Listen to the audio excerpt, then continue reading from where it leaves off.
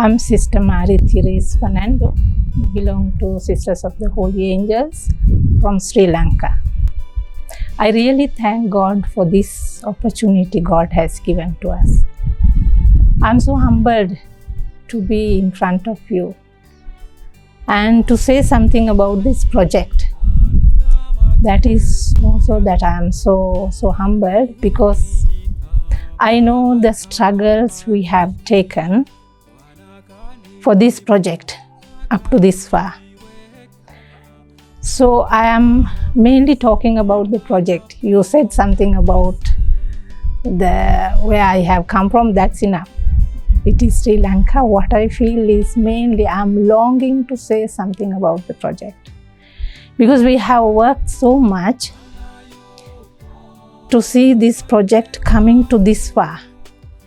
And I know that it is a heavy task, and as you have seen the plan, you said it is a big project, and Sister said maybe 1/8 we have done. But I have a strong faith, believe that the rest will not be much, because the starting was the difficult thing. We have started and God has brought us here.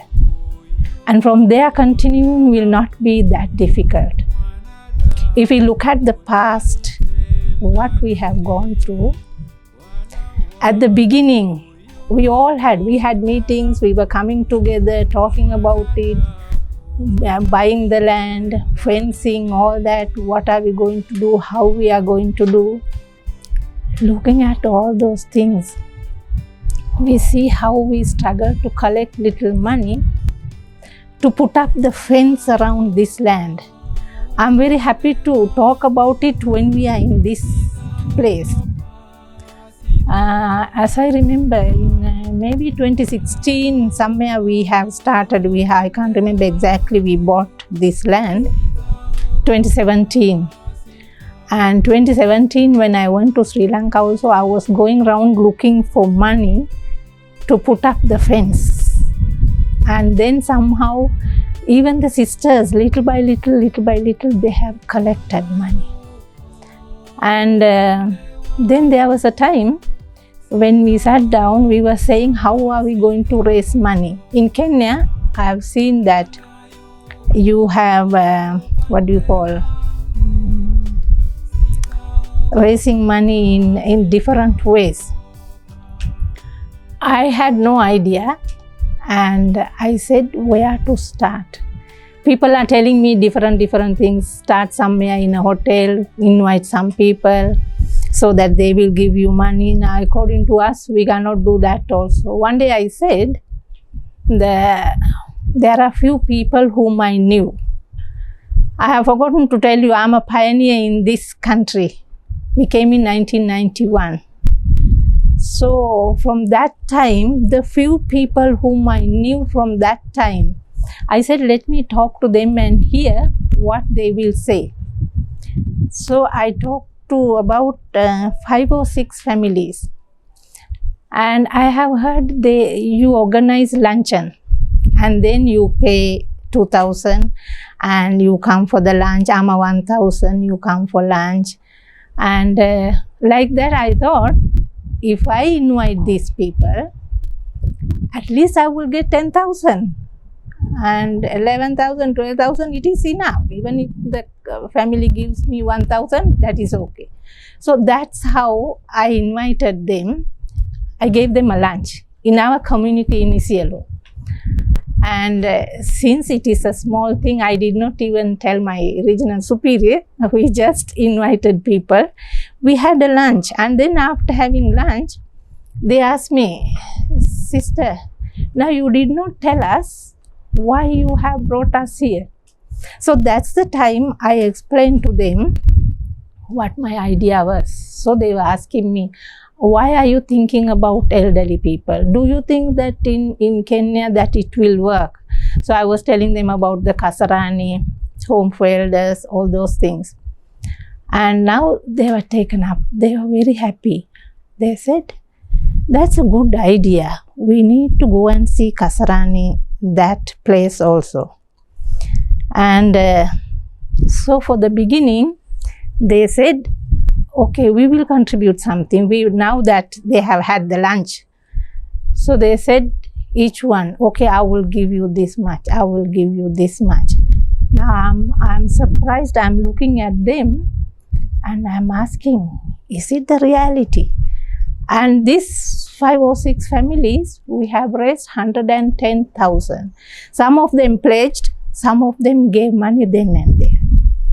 So I was so surprised.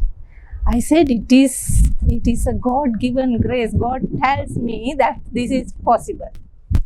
So in the evening, so after they left, they said, we will plan a day that we go to Kasarani and we see. And then in the evening, I called sister. Sister, this is what happened. And she was so surprised that she said, you did not even tell me. I said, sister, I just called them to at least collect some few little money, but it has gone to this far. That means this is something amazing.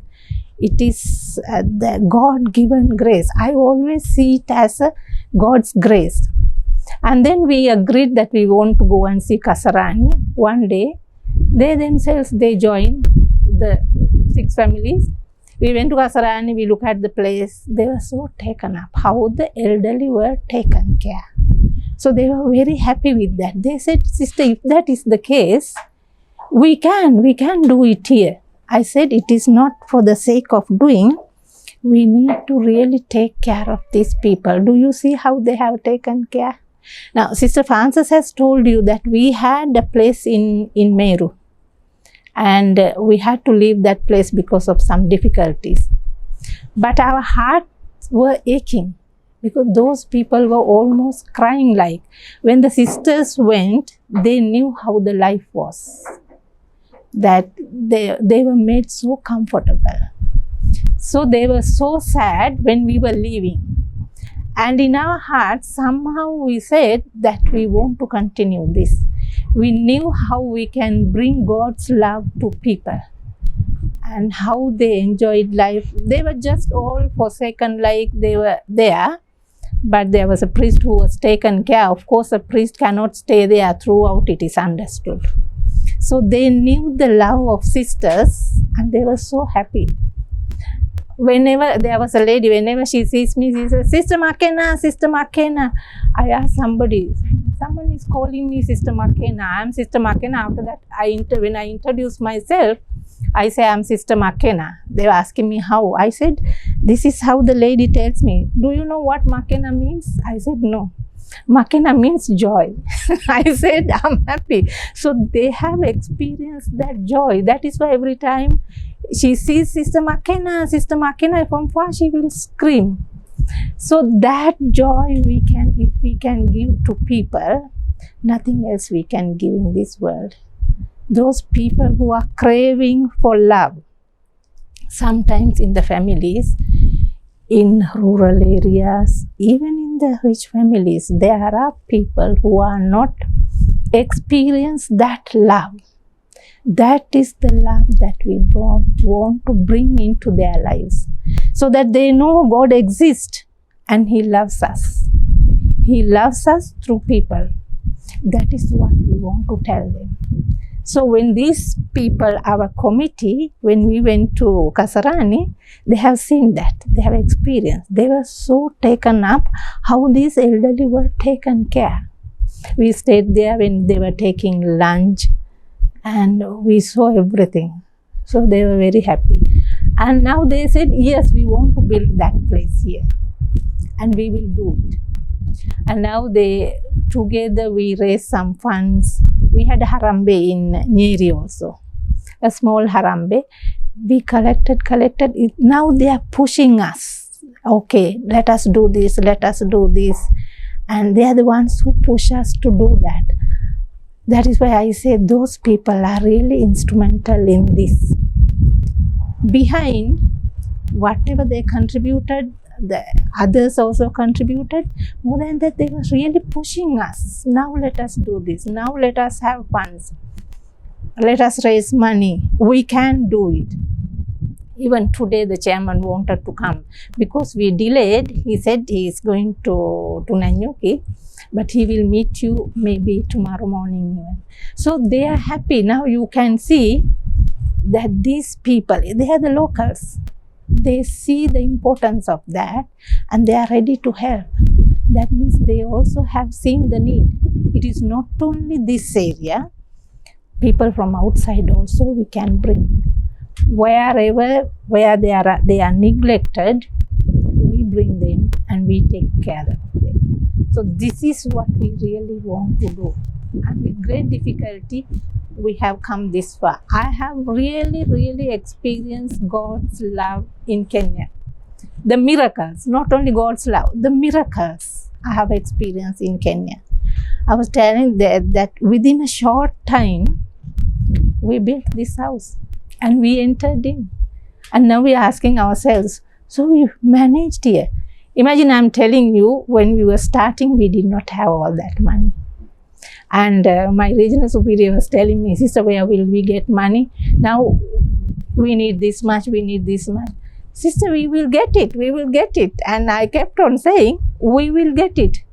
Now, there was a group who are educating the sisters, Hilton Fund. Hilton Fund educate the sisters so that they can go and assist the people in the society. So the Hilton Fund also has helped us. They are the ones who have educated us. And now I said, I have written some projects to Hilton Fund. We will get the money. And she's asking, now sister, I have really given her stress. Halfway, there is no money. Now where do we get money? We have the Sikh fund. The sisters are to go to Sri Lanka. We have saved money, kidogo there, education fund. I keep on telling her, sister, we will get the money. Now she says it is a lot of stress. I know that I have given her so much stress. She was really stressed building this house. And yet, somehow we have done it. And now we continue to do it. Now, she also explained it, isn't it, how much we struggled.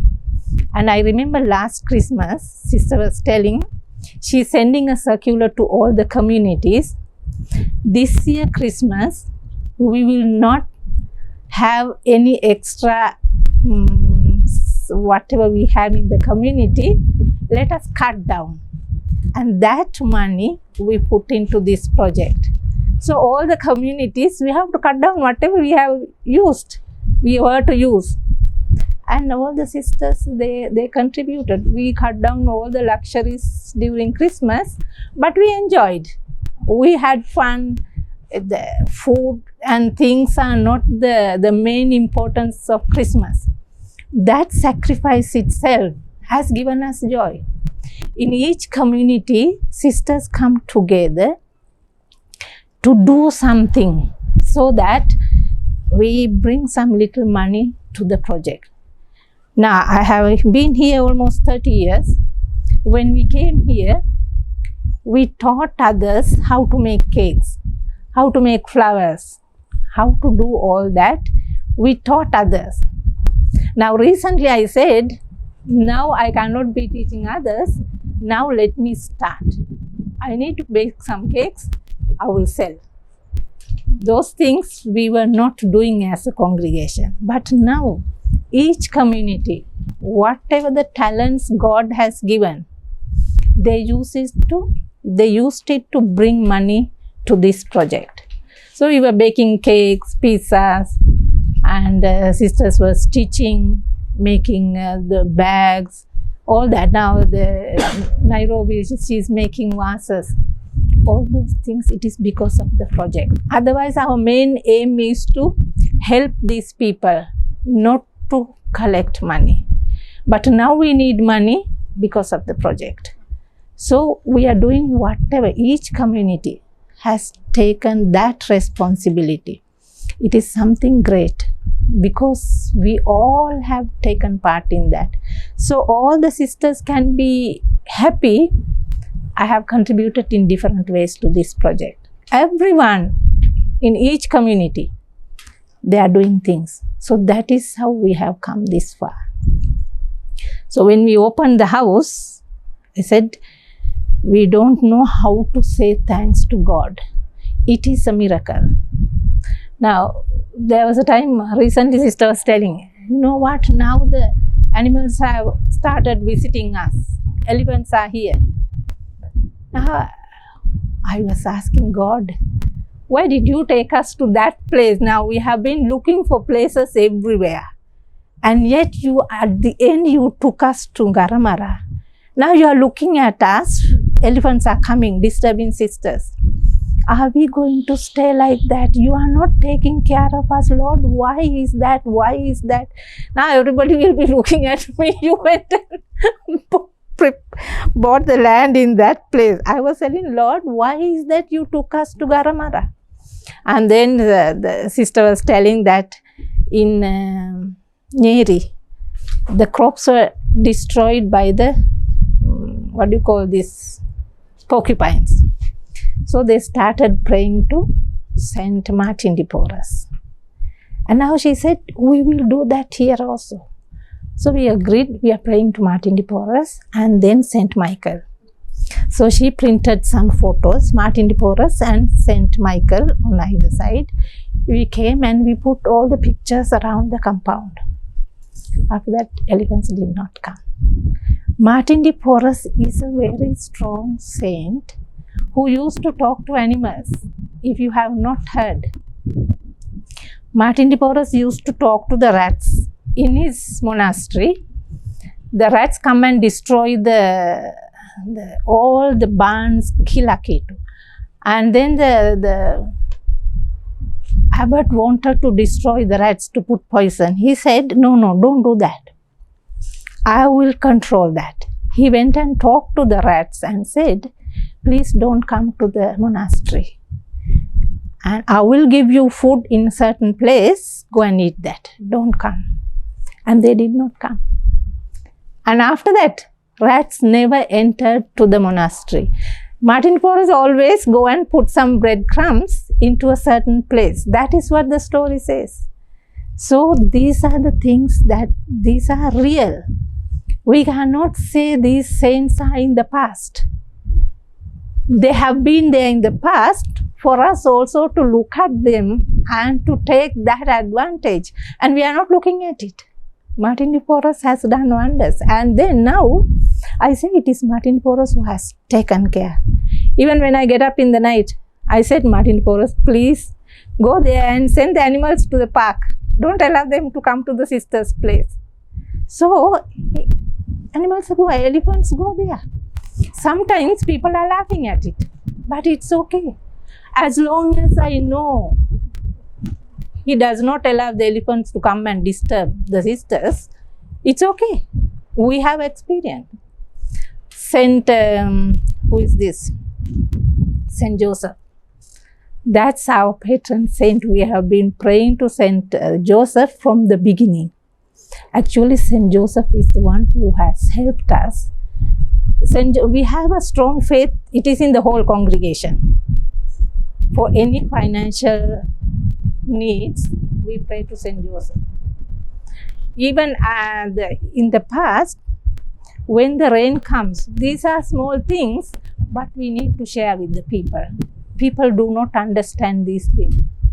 When the rain comes, heavy rain comes, we put Saint Joseph out and we put an umbrella tied to the chair, keep statue of Saint Joseph out, and then rain stops.